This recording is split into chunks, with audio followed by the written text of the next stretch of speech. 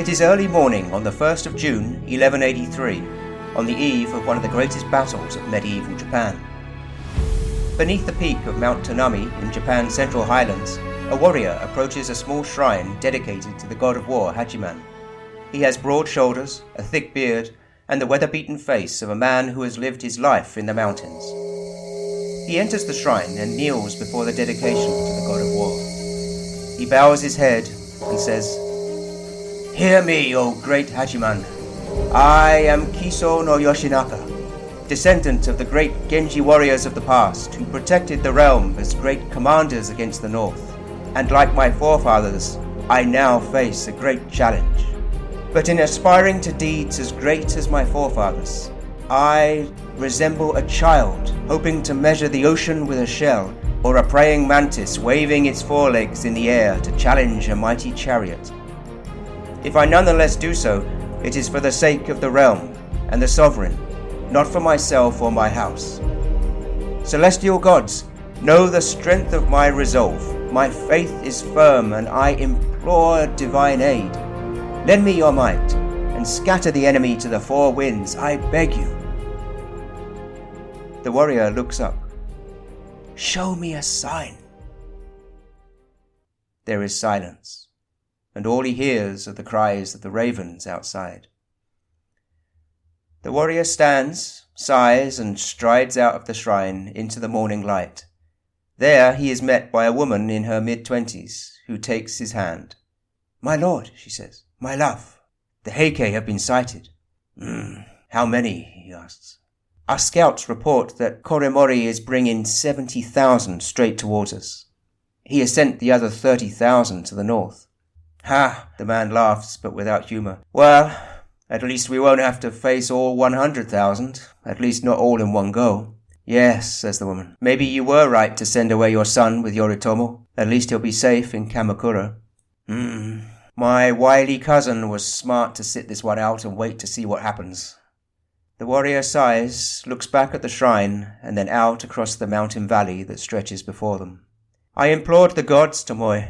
I asked them for a sign, but there was nothing." She holds the man's head in her hands. "Don't worry. Even without the gods, you'll think of something.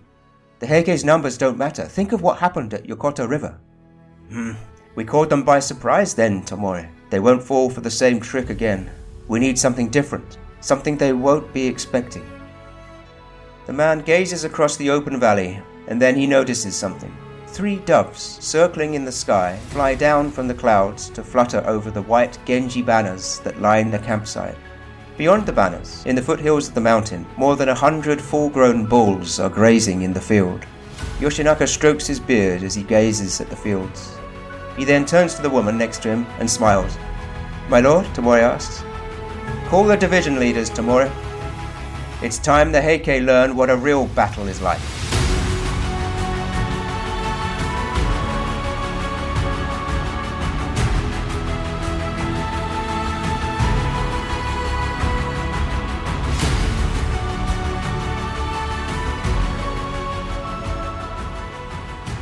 All of Kiso Yoshinaka's commanders are called to a council at his campsite.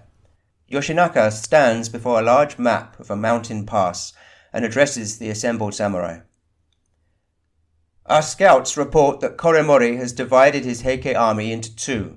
A smaller unit of 30,000 under Taira Michimori have continued northward, but the main body of 70,000, led by Koremori himself, have followed us here, along the Hokuriku Road towards Mount Tanami, and are now heading eastward towards our camp." Yoshinaka points to an area of the map at the eastern end of the mountain pass. "If they make it through the pass, they will emerge into the open plain here to meet us head-on. We cannot afford to let that happen. We have only 40,000, and they will destroy us." He pauses to let that sink in among his commanders. Tomoe nods. "So, how will we defeat them?" "Well, in a head-on confrontation, numbers make the difference. But in an enclosed space, 70, 90, 100,000, it doesn't matter. If we can trap them in a confined area, their size is no longer an advantage." He turns to one of the samurai. "Jiro of Yoda, you will head out as standard bearers to Kurosaka Hill, 30 groups, each bearing a white banner. The Heike will assume you are just the vanguard and that many more are behind you. I need you to keep them pent up there, in the mountain pass, for as long as you can, at least until tomorrow. Jiro nods. So, we act as a decoy? Yes. When the Heike see you, they will halt their advance, dismount, and rest their horses overnight, most likely at this area just to the south, Saruga Baba. They will think it's safe because they will assume we cannot get behind them. That is what they will think, and that is what they will do. How many men will I have? Jiro asks. Take 3,000. I know it's not many, but they will assume you have more.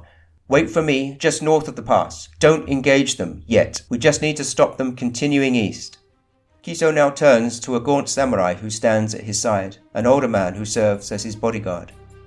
Kanehira, you have the toughest journey, my friend. I need you to circle around the back of the mountains and get behind Koremori on the other side. Take 4,000 men and come at them along the mountain pass from the rear, from the west. The quiet veteran nods, but raises his eyebrows. It's a long journey. He gives a rare, rueful smile. I'd better start now. Yes, Jiro and I will keep them occupied long enough to buy you time. You'll attack them tomorrow from the west, while I'll bring our main force of 20,000 against them from the east. We'll catch them like two claws of a crab, my friend, but it all depends on the timing. Right, Kanehiro nods. The Heike have the numbers, but they're still living in the past. Koremori will go through all the rituals, the exchange of arrows, all of that will buy us time. Exactly, says Kiso. They're not ready for what real warfare is like. Then, trapped between us, and with mountains surrounding them, they'll only have one place to go, and that's here. Kiso stabs his finger on a point on the map just to the south of the pass. Tomoe stares at the map. Kurikawa Valley. Yes, Kiso looks up at his men. They'll think it's a way out, but it's not. It's a dead end. I just hope they won't realize that until it's too late.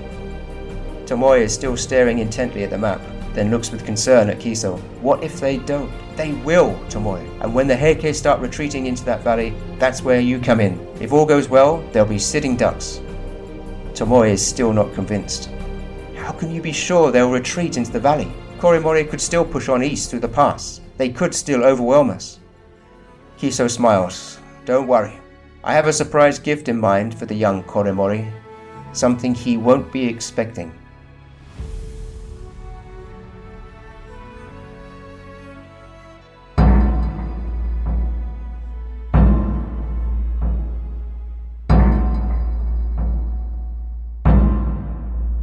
At dawn on the 2nd of June 1183, the 24-year-old Heike commander, Koremori, emerges from his tent and surveys an astonishing scene before him. For the last few weeks he has led a massive army through a series of easy victories as they advance through the mountains. Now he has reached a defining moment, the opportunity to take on the mantle of his father, the oldest son of Lord Kiyomori, who had died before he was able to take on the Heike legacy. Now that his grandfather, Kiyomori, is dead too, and his uncles are scrambling for position, the young Koremori realizes this is his chance to become Heike leader, despite his youth. He is the eldest son of the great Heike Lord Kiyomori. By crushing Kiso Yoshinaka's uprising, he can forever remove the stain he suffered by his ignominious defeat against Yoritomo at Fuji River. From his vantage point overlooking the mountain pass, Koremori smiles as he surveys the massive force of soldiers on the near side, which stretches almost as far as he can see, the red banners of the Heike fluttering in the breeze. Perhaps this is the largest army that's ever been assembled, he thinks to himself. And they are all at my command. Across, on the north side of the valley, he sees that an advance guard of soldiers that had appeared yesterday, bearing white banners, has now been joined by a contingent of reinforcements. Down below him, at the valley stream, the front lines of the two opposing sides have gathered a mere 300 yards from each other. No one yet has moved. Each side waits for a signal from their commander. Koremori summons an attendant. You! How many do they have now, these Genji scum? It's difficult to tell. The banners suggested they have 10,000 or so, but now they have more. The attendant nods. We believe so, but we have no idea how many are hidden behind that rise. But against 70,000, how can they even hope to fight? Why don't they just run? These mountain men truly are extraordinary. At that moment, Koremori sees that from the advanced line of Genji troops, a small band of some 15 horsemen are riding out beyond the line of shields, and they line up a couple of 100 yards from the Heike. Interesting, says Koromori. The 15 Genji horsemen all at once take out their bows and let fly a volley of arrows that whistle through the air and fall among the Heike vanguard. The attendant looks up at Koromori. Humming arrows, my lord. They wish to signal the start of battle. Ha! Koromori smiles. This Yoshinaka may be a heathen, but at least he knows the protocol of battle. Impressive. The attendant asks, what are your orders, my lord? Well, we must follow the proper procedure. Reply to their message. Send out our 15 best archers. The attendant issues orders, and from the Heike side, 15 burly warriors advance and shoot 15 humming arrows into the Genji camp, all of which land among the Genji front lines. Aha! Koromori slaps his knee with pleasure. See? Our men are showing our superiority already. There is a pause, and no one emerges from the Genji side. Koromori scowls, confused. What now, your lord? Asked the attendant. Why are they waiting? He says. They should proceed to the next stage. Never mind, we will take the initiative. Send out 30 more archers. 30 more Heike ride out and shoot 30 more arrows. Moments later, 30 men of the Genji advance and shoot back. The humming arrows do not cause injury, but the volley displays an accuracy that irritates the young Heike commander. The attendant is now looking worried. My lord, should we attack? What? Now? No. We have not completed the exchanges. Before we destroy them, we need to show clearly our superiority in skill. My father taught me that warfare is not just about fighting, you know. Koromori orders a succession of archery exchanges. Not humming arrows this time, but 50 lethal steel-tipped arrows that plunge into the Genji front lines. A few moments later, the Genji again respond in kind. Koromori is now fascinated by the exchanges. It's impressive. They are raised in the mountains, far from the capital, and yet they have great skill. It's almost sad we have to destroy them. Such a waste. The attendant is increasingly nervous. My lord, should we at least send our horsemen? Yes, of course. Send 100 mounted samurai. There then follows a series of challenges, individual duels between mounted samurai, the warriors on each side first announcing their heritage and demanding a worthy opponent, all in the hopes of earning eternal fame. My lord, the day is darkening, says the attendant. Is it not time to launch a full-on assault? What? No, now it is time for 2 groups to fight, hand to hand, proxies for the real armies. Why should we waste our men when our victory is so assured? Send out 500 men. Let us witness first what this battle will be like.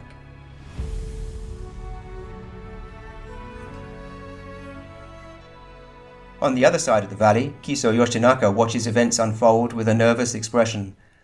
Below in the valley, he can see the ongoing fighting between just a few hundred samurai horsemen from both sides. He hears someone approach.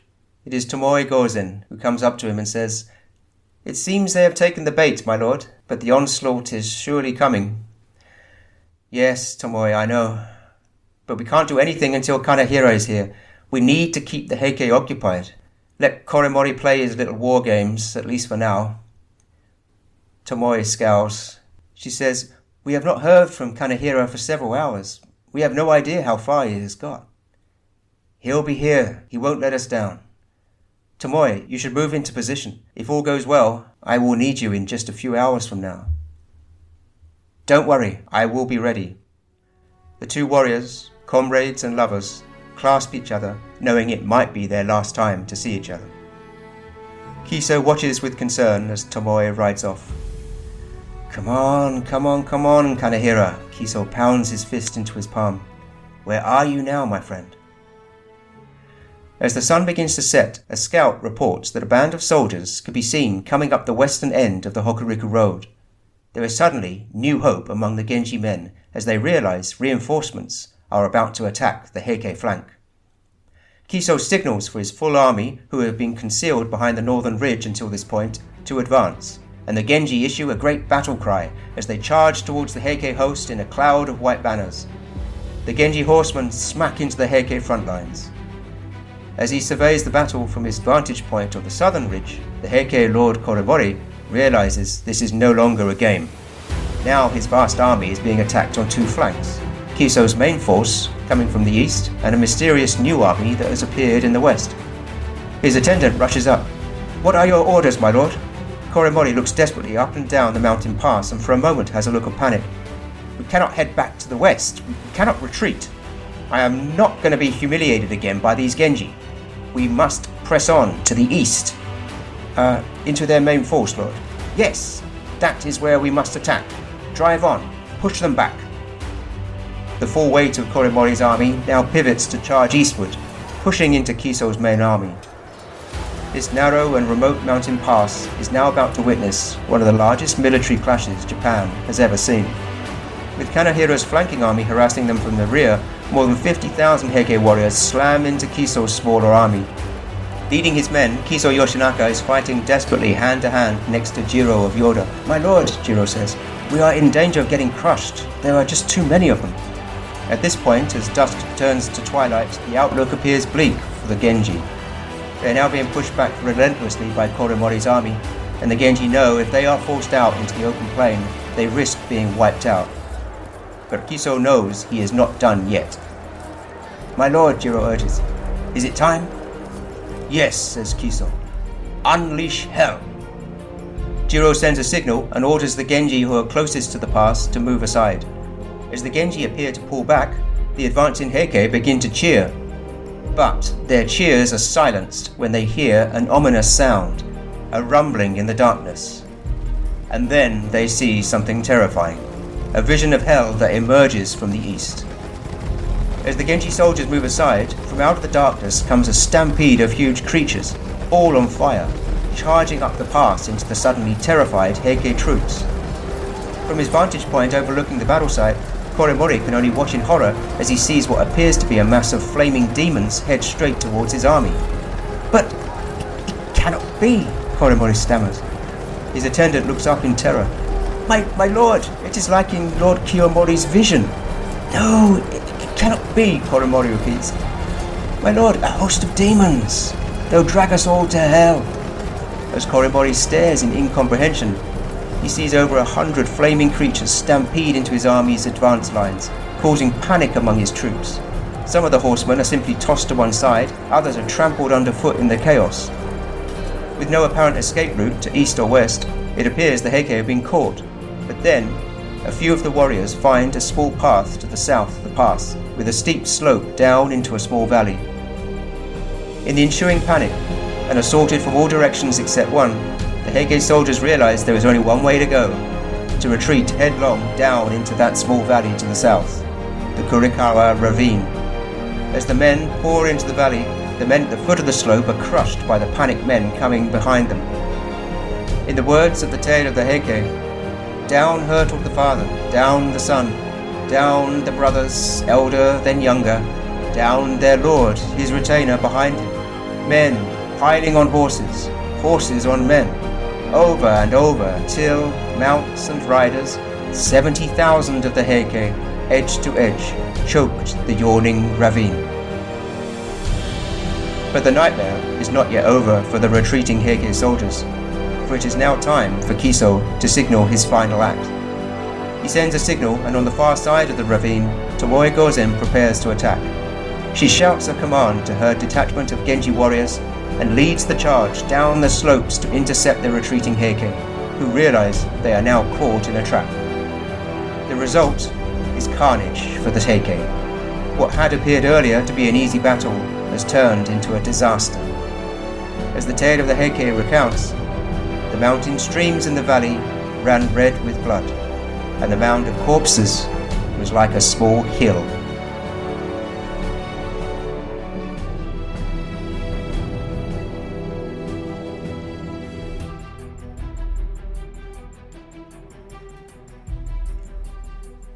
The site of the slaughter that took place on the 2nd of June 1183 became known as Jigoku Dani, literally Hell Valley. People were apparently still finding bones on the valley floor many centuries after the battle. Of the 70,000 that Koremori led into battle that day, it is said that only 2,000 survived. Among them was a chastened Koremori who must have dreaded returning to the capital, once again having been shamed by a smaller Genji force. As the new day dawns, Kiso Yoshinaka and Tomoe Gozen survey the destruction that they have wrought. "The god Hachiman really did give me a sign, Tomoe," says Kiso. "The doves pointed me to the bulls." Tomoe nods. "And the bulls brought us victory." Among the bodies of men and horses littered across the valley floor are the carcasses of dozens of full-grown bulls. Many of them still have the remains of torches tied to their horns. Kiso watches as some of his soldiers herd the remaining bulls back to their field. Then he turns to see his deputy, Kanehira, approach. "My lord," Kanehira says, "we have rounded up the prisoners. Lord Korimori, unfortunately, has escaped." Kiso sees at the front of the captives an abbot who is screaming to be released.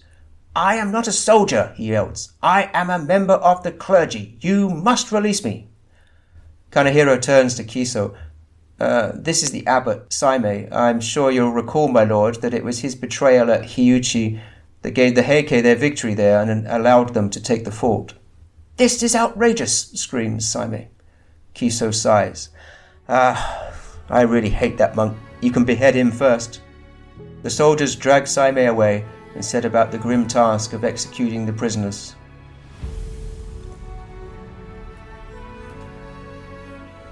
Tomoe turns to face Kiso. "So, what next, my lord? News will travel swiftly and will soon reach Kamakura." Kiso ponders. "So, do we wait for Yoritomo? Or do we coordinate our advance?" Kiso shrugs. "Yoritomo? Why? We have the Heike on the run. I'm not waiting for Yoritomo or his arrogant half-brother. No, we press home our advantage. This is our moment, Tomoe. We'll get to the capital before they even realize what's happening."